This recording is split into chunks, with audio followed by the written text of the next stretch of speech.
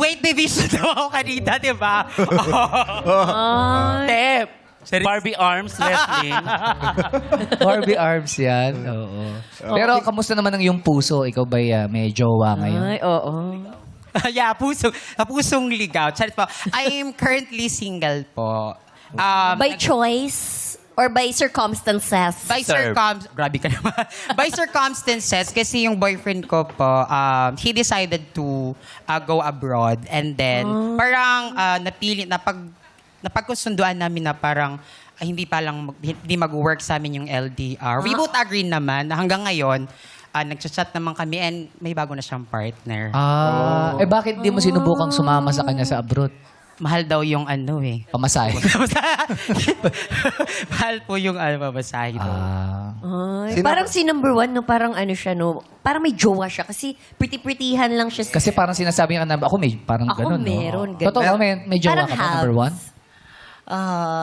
Wala ho. Apo. Ay, parang hubs, pero secret lang. Mahirap. Ay, joking. Mahirap. I think si number 3 meron. Ayan. So, Feeling ko. wala kang jowa. Wala kang jowa. Ikaw number 3. It's a triple tie.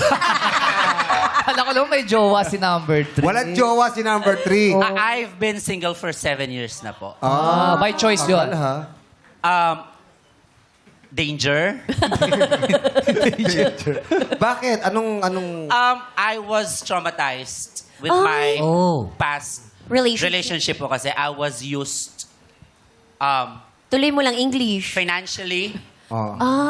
Di ba tayo naman po mga gays, we are the providers. But that stigma should end na po now. So I decided not to have a relationship kasi I just want to focus on myself na po. Yes, perfect. Divine. Paano number 3 kung meron sa kasakaling magkagusto sa'yo na totoo yung nararamdaman niya? Tatanggapin ko si Michael Sager. Bakit ba? Oy! Michael Sager pala. Pinangalanan. Tay! Oh. Ang ganda ng ngiti ni Mike. Paano kung may gusto sa'yo si Max Collins? Ate.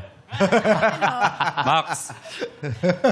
Pogi, oh. Since... Focus siya sa self niyo. Pwede naman yun Dahil Sa nga self ka muna. Dahil nga nagpo-focus ka sa cellphone, ano ba pinagkakaabalahan ni Bikat?